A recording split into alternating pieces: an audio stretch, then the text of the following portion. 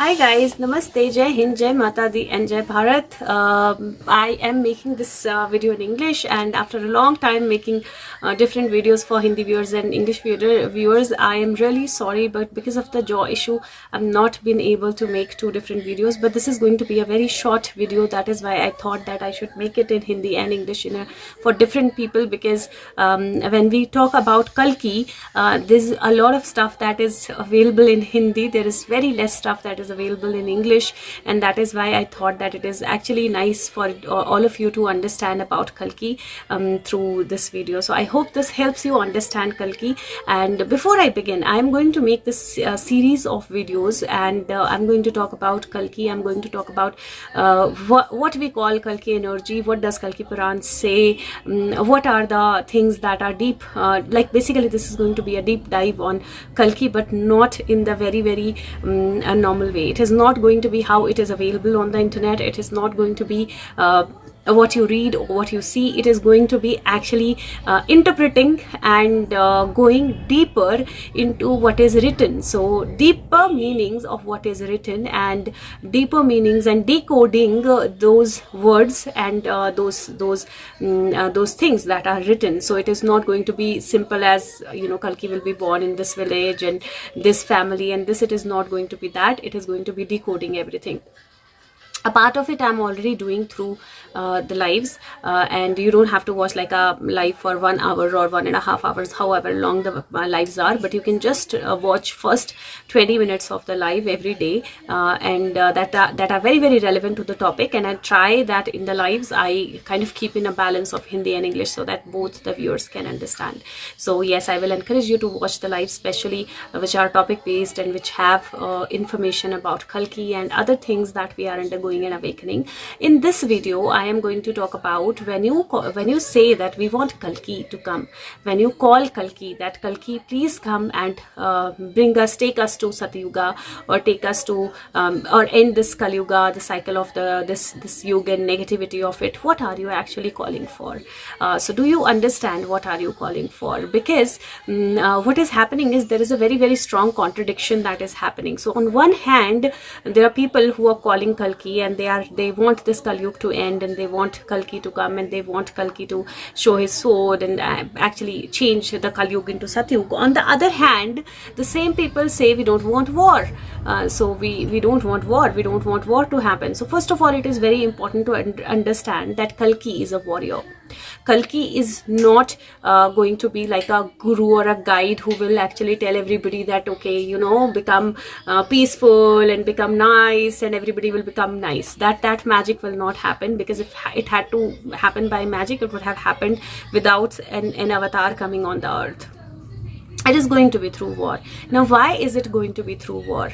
Because when you plant a tree and something goes wrong with the roots of the tree, so there is a disease or there is something wrong that has happened in the roots of the tree. Now, how much ever you nurture the tree, you cut its branches, cut its leaves, put medicine or other things, the tree is not going to be normal. The tree is not going to grow normally, and whatever disease that tree has, it is going to keep increasing and increasing and increasing. So the tree that we are sitting on, the Kali Yuga, that's the tree. The roots are all this kind of into problem. They are fungal, there are infections, there are lot of huge troubles with the roots of this tree of Kali Yuga. So no matter how much you want to trim it from upside, it is not going to change anything. For how do you then how would you actually move from Kali Yuga towards Satyuga? Because I will explain this energy plug change, but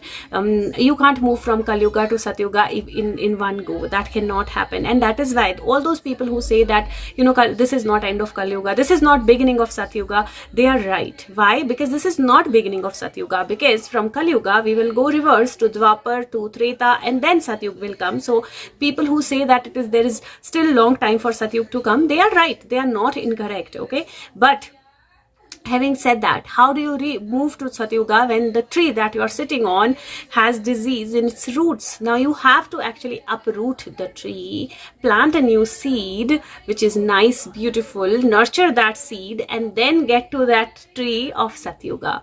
So that is how it is going to change. This is the way this is going to change. And when this is the way this is going to change, uprooting is not going to be easy. So it is not that you're sitting at your home and you're watching your television and suddenly you realize that, oh, we are in Satyuga. Wow. No, it is not happening like that. It means that you are sitting on one of the branches of that tree of Kali Yuga, right?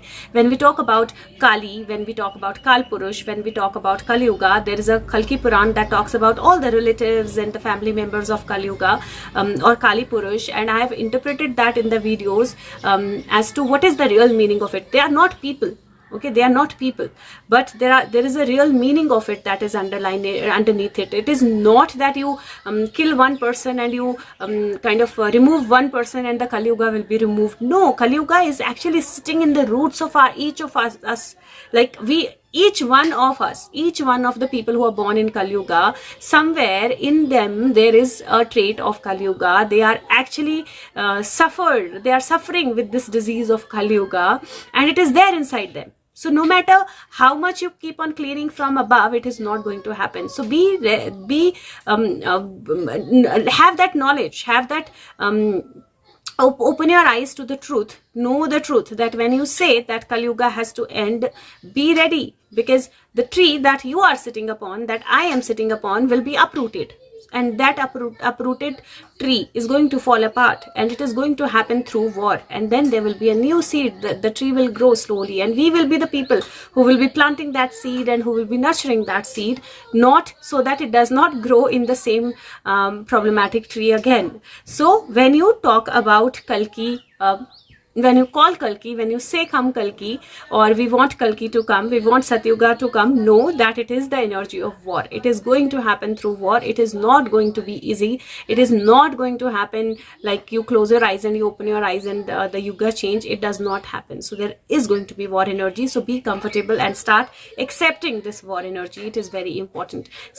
Also, when we say that we are calling for the war, right? So should we feel guilty about it? Should we feel that we are calling the war, and when we call the war, there will be so many innocent lives that will be lost, there will be so many people who will die in it? So are we guilty of calling Kalki? Should we call Kalki? Should we not call Kalki? Because we are calling for the war.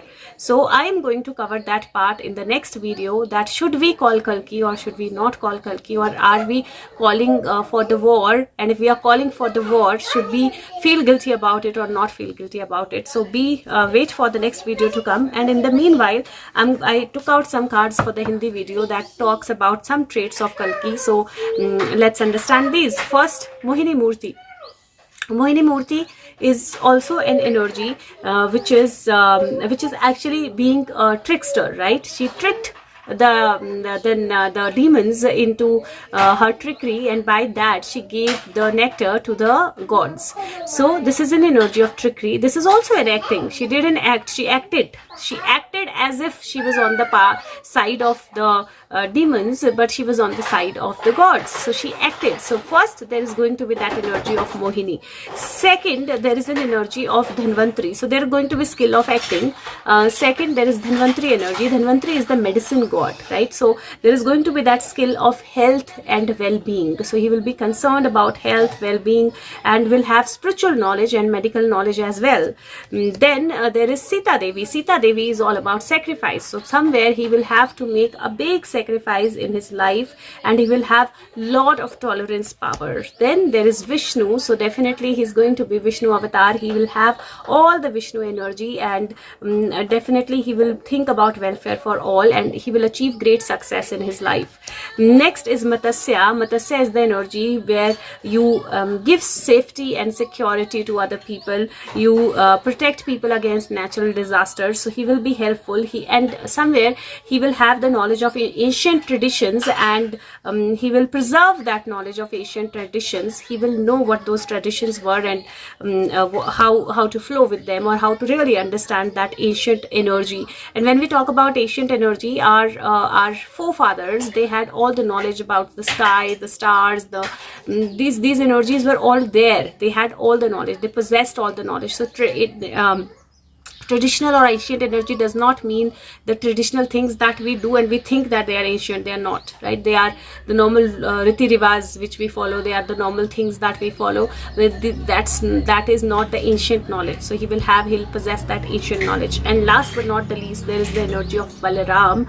And when we talk about Balaram is the energy of protection. It is also an energy of service. It is also an energy of moral strength, and also freeing the world, or kind of somewhere trying to remove the evil of intoxication, which means drugs and all of that. So he will be there, he will be trying to remove that intoxication, those drugs and all of that nexus. He will actually bring out that nexus and remove it. So these are few energies that I saw in the Hindi video when I took out cards as to what his energies are going to be like. And the charm that Pihu took out for that was actually Gaja. She took out the charm of elephant, right? So there is going to be that huge, powerful, strong built energy, and even the animal world will love him in a way. And I also feel that Gaj energy is also the war energy. So yes, the war energy we'll have to be ready for. And in the next video I will talk about the next part. The one request that I have is that please try to share these videos with as many people as you can, and press the like button. In a way, we need to spread actual truth across the people, and I'm going to talk about who Kalki will, what will be the traits and all of that. Okay, so, and do give the feedback. Thank you so much. Take care. Bye bye.